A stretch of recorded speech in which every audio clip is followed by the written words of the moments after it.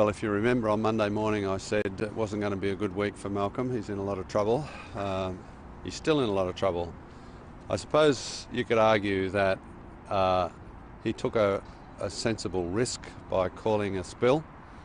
If he hadn't called a spill, then he would have probably been on the receiving end of a motion to spill, but perhaps it might not have been this week. It might have been in September. But it was only a matter of time. He's got a big problem now. How does he secure his prime ministership? I can't see how he can do it. Well, he's got the numbers, he's got a majority, but it's that you need more than the numbers. You need the confidence of your party room. And if you know that, well, a third to a bit less than half of them have no confidence in him, then it's a pretty difficult position to be in.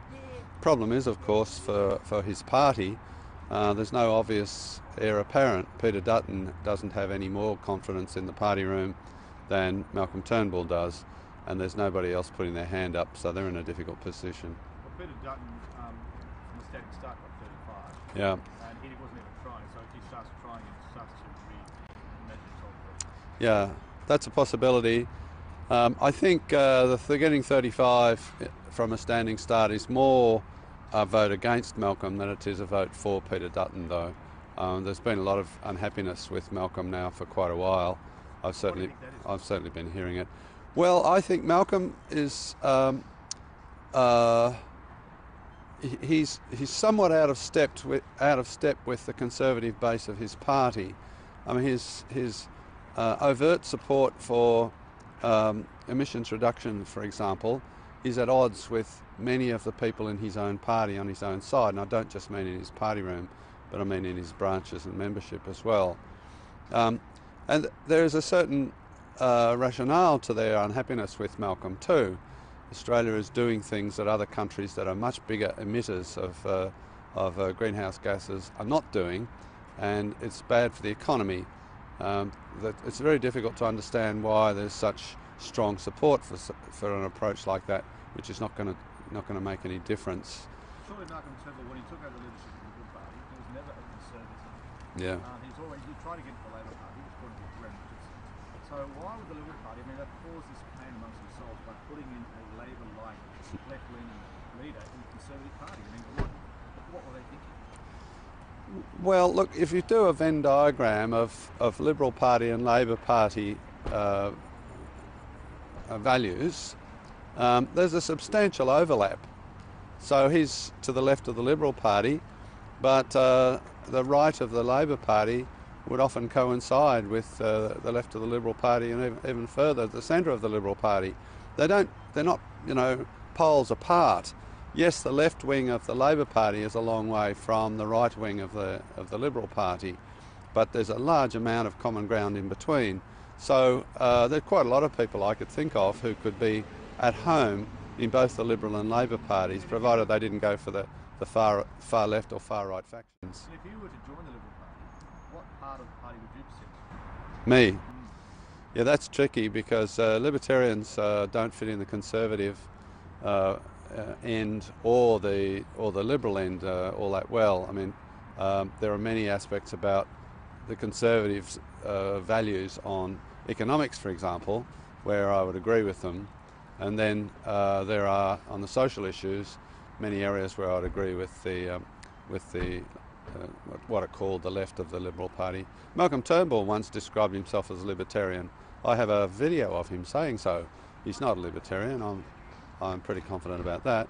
But That doesn't seem to be much of a liberal, does it? well, he's liberal on. It depends on the issue. Depends what the issue is. On do you remember that fuss over the photographer who had taken pictures of children, and there are arguments that they were pedophilia type pictures, and he said they're art pictures and the police have no business in the art galleries of Australia. It was a very liberal libertarian point of view to, art is art and it's nothing to do with the law. So there are times when I think he's excellent, but then there are other times when he wants, for example, the government to spend money on Snowy Hydro 2, which is a crock, an absolute crock, and that's extremely non-liberal. You know, the government getting involved in expanding an already government-owned electricity generation to achieve not very much anyway. So, you know, he's a bit of a contradiction. Here, wasting money, running up deficits, and then looking for ways to increase taxes sneakily. There's all sorts of little bills come in where charges and imposts are going up, notwithstanding the headlines about reducing taxes, and an absolute unwillingness to tackle some of the big ticket issues. Middle class welfare, for example, is rampant. It's terrible. Amazing number of people who are not poor, not needy, don't need a handout from their fellow taxpayers are receiving money from the government. But there's no appetite for tackling it. This government gave up after the 2014 budget. The 2014 budget, everyone said, oh, it's really hard-hearted, and there were elements of it that I didn't like as well, but it was not hard-hearted. It was an attempt to bring the budget back into balance. They failed on that for all sorts of reasons. Some of them had to do with poor handling of the crossbench in those days too. And they've never tried again, never seriously tried again. Well, I don't think this week. I'm much more likely it'll be in September. There'll be another challenge, and the most likely outcome, you know, you can't put your hand on your heart and promise anything, but most likely outcome is that either way there'll have to be an election to resolve it, and the issue will be simply that the Liberal Party can't come to a peace plan internally, and the only way to resolve that is an election.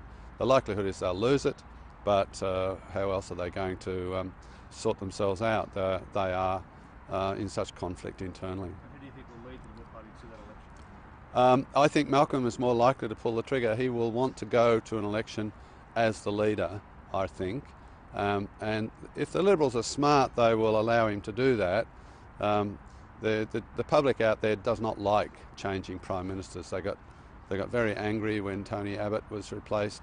Even the Gillard Rudd thing was serious. They lost a serious amount of support for Labor when that occurred as well. So if the Libs are smart, they'll leave Malcolm in charge, but they'll let him go to an election in order that he can go to the election as Prime Minister. There's a report that Julie Bishop said that if Malcolm was rolled, she would actually resign from Parliament. Yeah, she's denied saying that this morning. So it's highly unlikely. She loves being Foreign Minister, and I doubt very much whether she would say that.